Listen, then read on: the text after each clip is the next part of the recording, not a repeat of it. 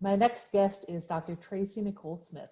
She is a former public school teacher and holds a BA in psychology, a BA in journalism, an MED in curriculum and instruction, specializing in early childhood education, and a PhD in special education. She has transformed the lives of countless families for over 2 decades through her educational expertise and intuitive wisdom.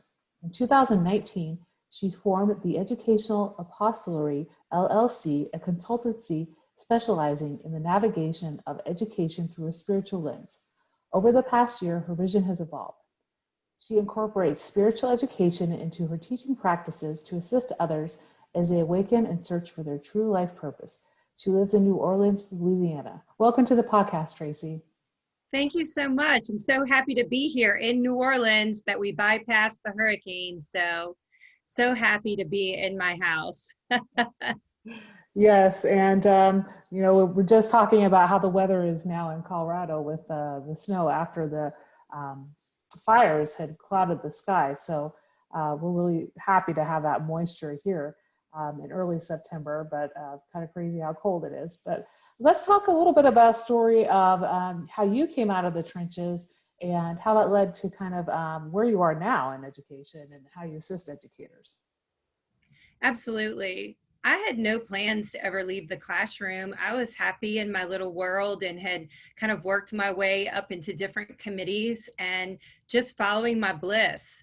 After Katrina, one of my friend's older sisters got an Obama ARRA stimulus grant, and she was helping schools in Louisiana that were embarrassingly behind on the RTI process, like learn about RTI and implement.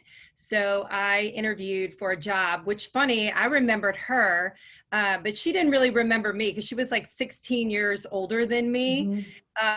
Same parents had kids like 16 years apart. And so, you always look up to your friend's older sisters. So when I interviewed, she didn't even realize who I was until I told her. So I got the job, and then the rest was history. I, just got to the point in education where I felt like there was this growing disconnect with inside of me, what you're supposed to do, what accountability means, and then like taking into an account like student trauma and student background.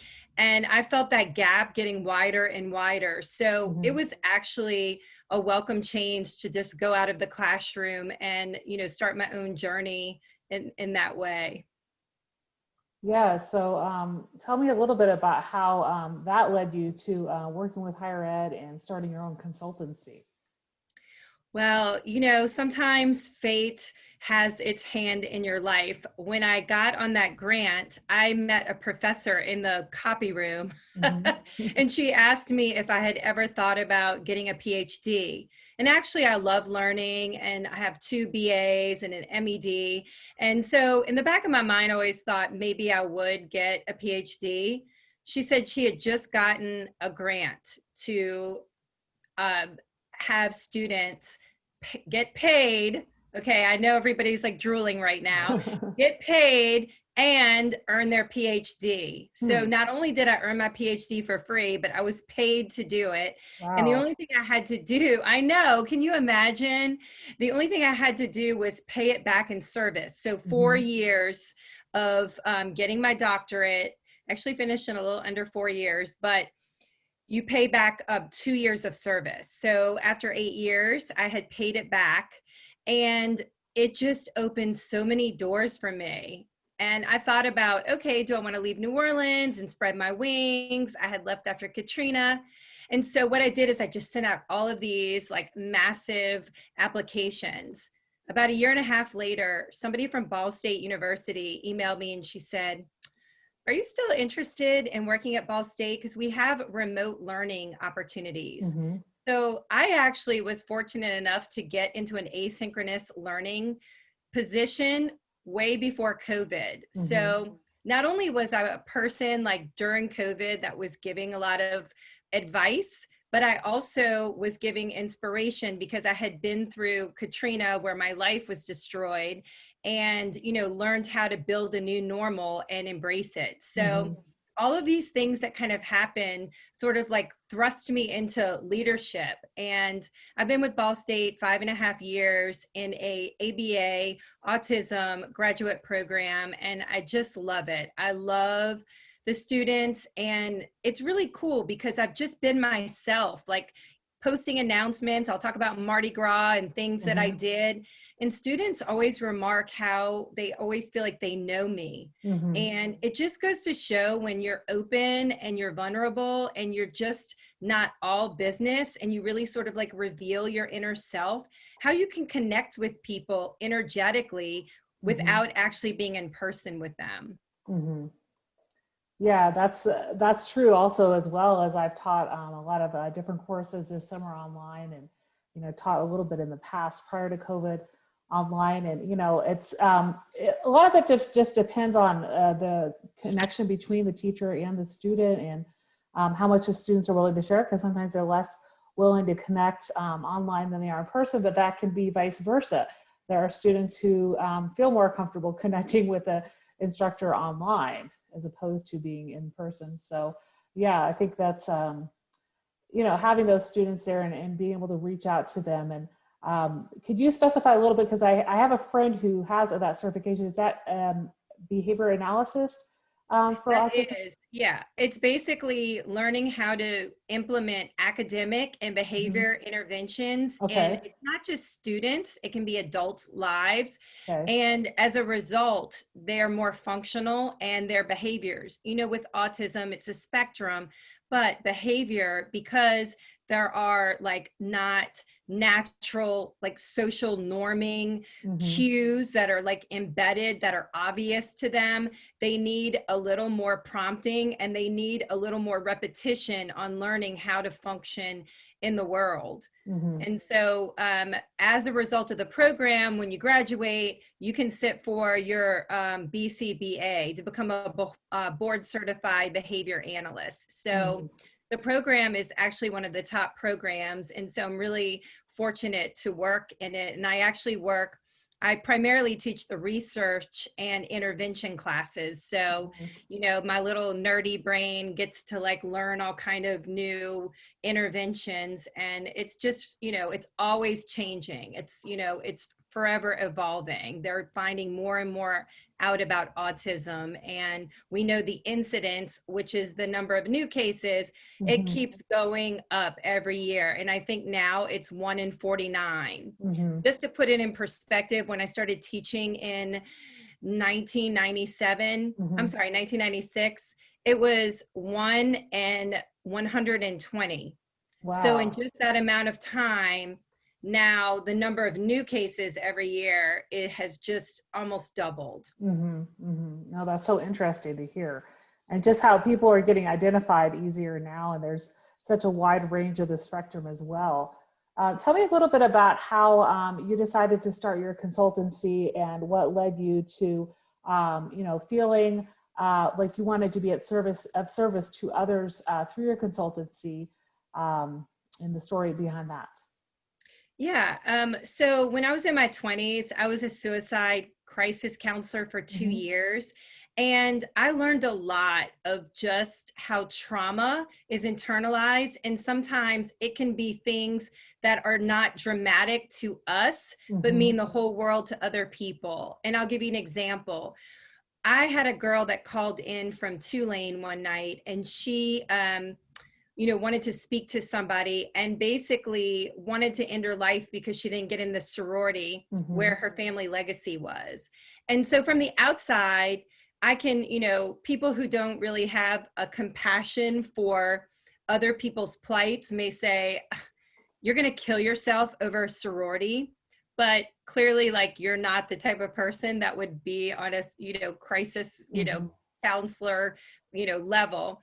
But anyway, just talking through, hearing her thoughts, her feelings and emotions, I realized how much of that was really blowing this out of proportion to her and making her feel like she wanted to kill herself, like in her life, over disappointing her family. And so once we peel back the layers of that and really work through it, she, understood that it wasn't worth ending her life over. So in the school system, here I am 22 years in, and I'm noticing that there is a compassion chip missing in some teachers. And I am not going to judge that, because Mm-hmm. sometimes if aren't taught compassion, or you're not shown compassion, you don't understand that compassion is important. And so when I started noticing all of the lack of compassion, that really started at the top, and went down. So the school system with accountability, and this whole phrase no excuses, Mm-hmm. came out in the 90s and the 2000s. And it really was like, no matter what the kid has gone through, he has to learn this material, he has to Yeah. pass this test, he has to do all of this. And so that disconnect really just took me out of education. I had, in December of 2018, I had a pretty violent end, where a student literally was just so enraged. She didn't even know like Mm-hmm. who was in the room, and she took a desk and like narrowly missed hitting me, which would have like paralyzed me. Mm-hmm. And I was done. That was it. It was like my self-worth came in and said, I deserve better than this. I don't want this in my life. I've done 22 years. Yeah. I need to do something else. So I went into the medical field, and I started doing sort of the same kind of skill level that you need to be a director of special education. Oh, at the time I had worked my way up to director of special education. So those skills that I had, I moved over to the medical field. And then, no joke, one day out of the blue, I just said, let me join Twitter. Mm-hmm. Never, this was October 2019, never had an inkling of Yeah. wanting to do that. And it just changed the trajectory of my life. Oh. On the one hand, I was like, I'm going into medicine and I'm going to learn all about healthcare. And then I got on Twitter and I started writing on Medium, all of Uh-huh. like the stories of corruption and everything. Well, as time went on, the stories of corruption kind of lost their punch in my Mm-hmm. life and stopped resonating. I got tired of talking about all the horror, and I sort of flipped it. The same time I started meeting global educators, I found out about Teach SDGs, which are the Mm-hmm. UN 17 sustainable development goals that they're trying to implement by 2030. Mm-hmm. And I started meeting these amazing people, one person being Kuhn Timmers, that I did write a Medium story about how he started a school at a refugee camp in Africa Mm-hmm. off of like sending one laptop. And so Wow. like just the power of one, and the power of activism and your desire. And so I decided I'm going to start helping people navigate the public school system through a spiritual lens. Mm-hmm. Well, that kind of evolved into, once COVID hit, Mm-hmm. every like person in helping professions started having these spiritual awakenings, which Mm-hmm. to me is just finding the need to connect to your true purpose. Mm-hmm. If your true purpose is teaching people about snakes, somebody could argue, well, there's no money in that. It's okay if your life purpose isn't something you're paid for, as Mm-hmm. long as you're pursuing it in some way, educating people, and maybe starting some type of organization. But everybody has these passions inside of them as educators, and they don't follow through because dream crushers have come in and said, you can't make money on that. Why don't Mm-hmm. you like teach about it? I think you can do both. And so what ended up happening was I started going into all these Twitter chats, and people were like DMing me saying, you really should start like teaching people about spiritual awakenings and spirituality. And I had had my spiritual awakening in my early 20s. Mm-hmm. And back then, you didn't have Twitter. You didn't Yeah. have like the internet type of like connections that you have now. So a lot of my, the way I found out about things was like buying books, and then like looking in like Natural Awakenings magazine for like workshops. And, Mm-hmm. I Mm-hmm. kind of did it old school. Now I think there's so many more resources. So I seem to attract in people in helping professions, which in my mind, people in helping professions are like the number one, which is like education. And there's medicine. And I also feel like therapists, counselors, people in the service industry, motherhood, fatherhood. You know, a lot of times people don't realize motherhood and fatherhood are helping professions, because anything that requires energy from you and for you to go into your own inner resources and use your energy to help empower other people is a helping profession. So currently I'm working on creating a low-cost membership site and some e-courses so that I can help people understand and navigate not only figuring out their life purpose, but we have some really heavy energies right now in the world. There's politics and everything that goes along with that.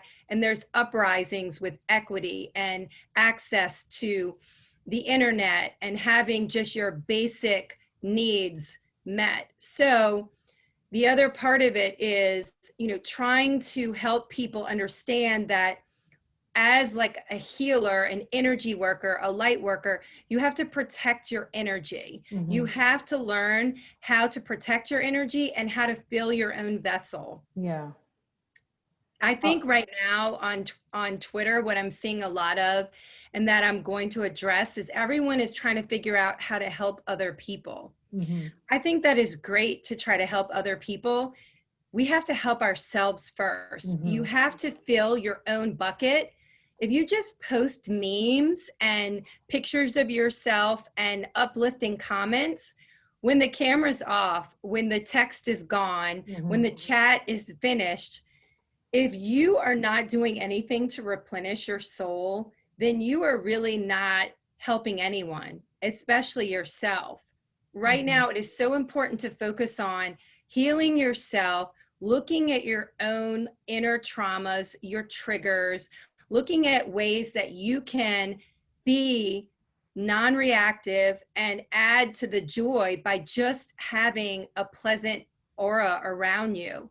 Of course, you can listen to people and be their friend and, you know, be a compassionate thought partner. But I've noticed that a lot of people are really focused on like, you know, hurting, like, let's help everybody and let's all get in this together and push everyone along. And, you know, when you do that, you're also missing the bucket, which is like, look within, look at yourself and figure out what you can do. By helping yourself, you're helping everyone. Yeah, I think that's so important to remember in this day and age as we start a school year in various ways, right? With some people fully remote, some people hybrid, and some people fully in person, and how people are navigating that challenge, whether, you know, their district decided to go fully in person and they're not feeling comfortable with that, or whether they're, you know, still having difficulties figuring out how to navigate the remote teaching world. I also think it's very interesting how you mentioned that you didn't get on Twitter until actually less than a year ago. And, you know, you're very active on Twitter now and have a lot of followers. So, you know, that's really picked up, I think you said, but the fact that you kind of say we're not, you know, the person on Twitter who's sharing the information needs to help themselves first. I find that very useful, because sometimes people always, you know, want to give out to others, just like teachers. You know, we always focus on our students, but not necessarily ourselves. Yeah, I've had to like tell some of my friends, I have some private like DM, like little groups with people. And I remember like a month ago, I just finally said, y'all, I can't do all these chats and keep up with all this email. And it was like, I had like popped the balloon, like the elephant in the room was finally revealed. And then everyone's like, me either. And I just tell people, do the best you can, show up, but you don't have to do everything. But conversely, I have people that are like, I don't do any of the Twitter chats. I don't like comment on anything else. But then they wonder like why your followers aren't moving, why people aren't following you. If you want others to invest in you, you need to invest in other people. Yeah. The smartest thing that I did, I posted my first article that I ever wrote. and like nobody read it. And the next day I said, oh, that's strange. Nobody read it. And so I just started reading other people's things and commenting on it. So it just became very instinctual to me. Now I've Mhm. had people that have like told me like, I don't read other people's newsletters. I don't do this. I don't do that. I just worry about myself. Mhm. You're also taking it to the opposite extreme where what you're telling people is you're self-serving and you're out for yourself. You're trying to make money. You're trying to promote your company and you really aren't invested in other people. The reason that I'm in the position that I'm in is because I've invested in other people. Other people have taught me and I have learned so much. And when I invest in their I was going to say the tracks of like their, chats and Mhm. the Mhm. tracks of their pictures and all those different tracks that are on there, I've noticed that I'm learning. And some of the things that I'm saying, I'm not planning. I'm Mhm. not like thinking about. It's just coming out naturally. And I've noticed that with people that when they're not over planning or overthinking, they have this natural ability to just like integrate and synthesize things and it helps other people. So I encourage like anyone who really wants to be in a community of learners and learn themselves. You're not the expert, you're Yeah. an expert. And so when people say, I'm the expert, that always worries me because then I feel like you don't have a growth mindset, you don't have a heart set, you're just in a place where your ego has taken over and you Mhm. feel that, like, here I am on Twitter and I'm going to help everyone. And it's like, no, a community of learners. I teach, you teach, Mhm. we exchange information, and it just bounces around. And so, that's why I feel very fortunate that I think my year anniversary is next month. And it's really, to me, not about the number of followers. It's the number of people that have told me, I've learned so much from you. You Mhm. have so much wisdom. Thank you for sharing. Because all I try to do is be the best version of me Mhm. and, be myself and be authentic in the world. And some people will say, I don't resonate with her energy. I can remember one person had, said she told someone off and she called them out. And so Mhm. she was getting all this praise. And I just simply said, why are you calling people out? Why don't you just give them gentle nudges? And she said, well, this person was rude to me. And I'm saying how I read the tweet, right? She didn't Mhm. say this to me, but that tweet was like, ego, ego, ego, defense, Yeah. defense, defense. When I see somebody post something shocking or something that I'm like, I think they could look at this in a different way, I'll just give them a little nudge. And if they don't take it, not my business, not my place, not my journey. I've done my part, but you don't need to call people out. That screams ego to me. Mhm. Ego. Oh, and then they want the pats on the back. I called this person out. And then everyone's like, where I'm like, no, I'm just like, hey, watch your energy in the world. Like, make sure Mhm. you're focusing on yourself. Like, self-care isn't a thing. It should be part of your routine. Like, I'm just saying little things. And then people are like coming to me because it's not ego filled. And I'm not like, Mhm. hey, look at me. I'm so powerful. I'm telling you how to live your life. I'm like, this is what's worked for me.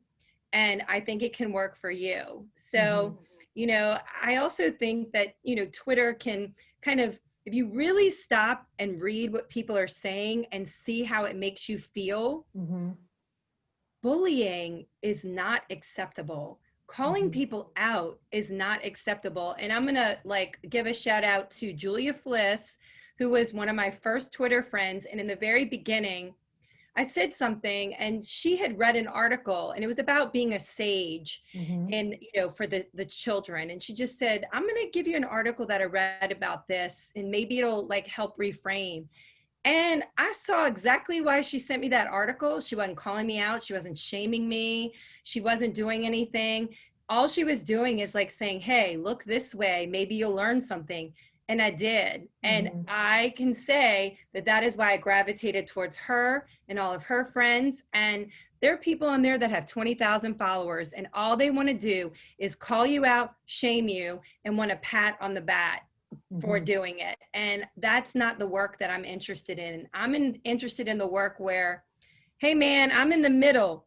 I'm going to empower all those young leaders to go out in front of me, and I'm going to walk right behind them. But the people in the back, I'm going to also keep encouraging them. Come on, Mhm. stay up with us. This is the way to go. And that we can all go together, and that you can realize you don't have to be in the front. You don't have to be in the spotlight. Leadership can be from the middle, from the Yeah. center, where you keep yourself centered and you're just that person that's like, hey, let the young people run away with this. And it's like, hey, y'all, come on, keep up with us. We got this. And we can just all go together and make the world a better place rather than looking for our ego to be stroked.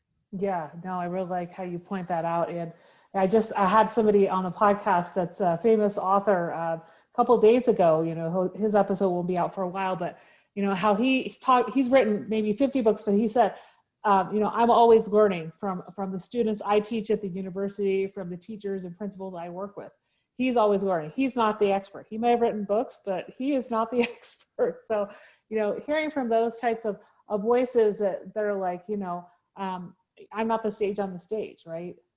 Everybody's constantly learning. We're constantly picking up new ideas from others. And like you're saying, those are the people you want to follow on Twitter. Those are the people you want to surround yourself with. Those are the kind of people I want to have on my podcast, or the ones that know they can learn from others. They have a story to tell, but you know, they're constantly finding new ways of doing things, right? And branching out. Which leads me to tell me a little bit about the type of educators who would benefit working with you in your consultancy. Well, like I said, that I'm starting the like membership and low, I'm actually just having trouble like actually getting it all like on a site, but it's Mm-hmm. almost ready to go. And I feel like the type of people that would benefit working for me are people who will say, okay, yes, I had a spiritual awakening almost 26 years ago. Mm-hmm. I am not better than you, more evolved, different. Like we are all the same. We're all holding hands. We're Yeah. all on the horizon. I can just see further than you. And the veil between the spirit world and the human world is just a little more transparent than me. So I want people to feel like, yes, I've been awakened a long time. I'm not Mm-hmm. somebody who just woke up and then they're like, I want to teach everyone everything I know. Because this journey, I started reading about Ayurvedic medicine in 1997. It's only now being in the forefront. And I'm not saying, oh, pat on the back, but what I'm saying is my journey has been really long and evolving. And Mm-hmm. so people who don't put me on a pedestal and think, oh, she knows everything. I don't know everything. But the things that I know, I teach because they've worked for me and I've implemented them for over 2 decades, almost 3. And so I understand how to navigate your triggers, how to deal with your Mm-hmm. trauma.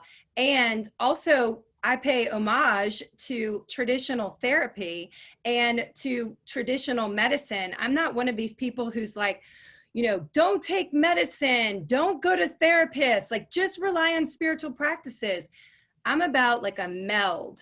And so if you find yourself in a situation where you feel like, you know, I don't feel right in my life. I feel like something's wrong or something's different and I don't connect with my friends like I used to. And I'm having trouble like resonating with this profession.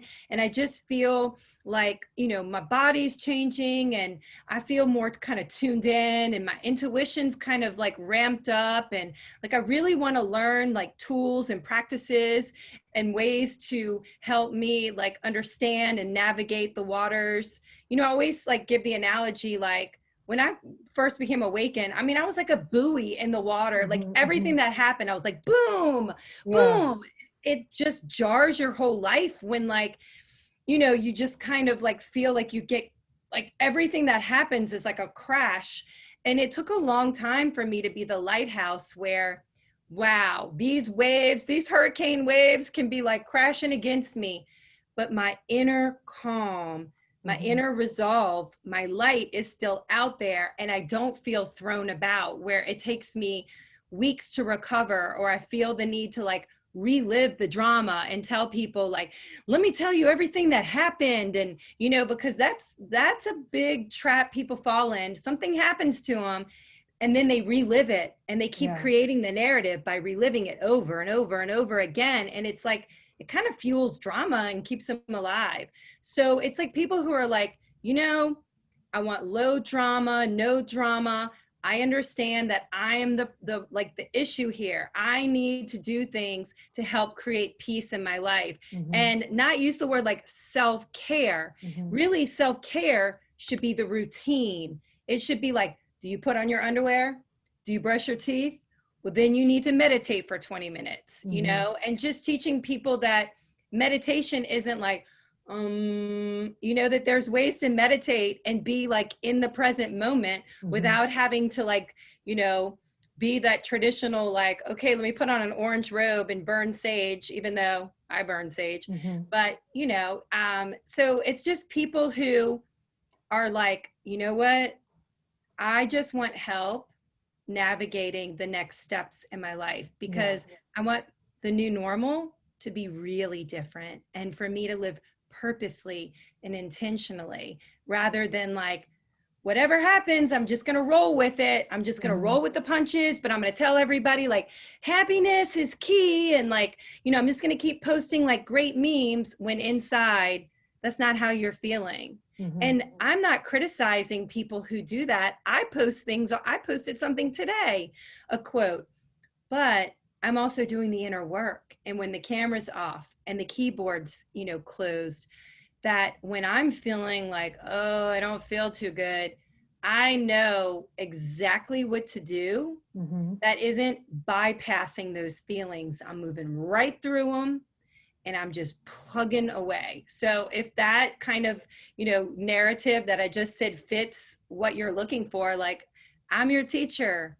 And if not, like, there's plenty of teachers out there that you can vibe with, and you have to find a spiritual coach that you vibe with. It's all about, are you vibing with their vibe? Do you trust them? Do you believe them? Do you like connect with them? Is what they're saying exactly what you're experiencing? So, you know, I'm open. So out of everything we talked about on the podcast today, what's one thing in particular you'd like listeners to remember? You know, every day, every single day is like the beginning of a new journey. And once you really learn how to identify your triggers, deal with your childhood issues that you might have buried, and fully like feel your feelings. If you want to heal it, you have to feel it. So getting in the place where you've really like identified and you've processed everything, if you really want to have every day just be a new beginning, there are definitely ways to do that, but avoiding it or pretending that it's going away or bypassing it is only going to leave you right back to where you were. So if you want to get out of the circular pattern, you want every day to be a new day forward, it is completely possible. And living in fear and placing so much fear on the future, what's going to happen after the new normal, we have no control over that. I had a new normal after Katrina, and it is nothing that I thought it was going to be. But you know what? I rather like it. Yeah. Well, we've had such a good chat today about just your awakening and your journey, and how you can help others with their journey and their spiritual awakening as well. Where can people find you online? What's your website, and where can people get in touch with you? Yes. So the word epistolary, people always sort of botch it, because I kind of made up educational epistolary. One of my friends said I was like her little epistolary, which is really like a book. But she always felt like I was her spiritual epistolary, because I was always like giving her like spiritual direction when she was like, you know, leading by ego. But anyway, my company is The Educational Epistolary, and my Twitter handle is The Ed Epistolary. EPISTOLARY. My website is Traci with an I, NicoleSmith.com. Mm-hmm. And then I'm also on Twitter, on Facebook and Instagram and Pinterest under TraciNicoleSmith.com. And it's Traci with an I. I think Traci Nicole Smith with a Y was like, she was like an 80s, like she was in some movie called like Hot Dog or something in the 80s, like some kind of like ski movie, like B movie. That's not me. I was not in a, I wish I was, because it kind of looked like a fun movie, but that's not me. Okay, well, great. I'll put those websites in the show notes. It was great talking to you today. Thank you so much. And thank you for this podcast. I know that a lot of people are going to benefit telling their story about out of the trenches and just like resiliency and how you can recreate your life. And, if you decide to leave education or you decide to sort of like morph your life into something else, how you can be just as happy and joyful as if, you are when you're teaching, because there's nothing better than teaching students, but you can also, have purpose and meaning in other ways. So thank you for your podcast. I think it's going to be brilliant. Thank you.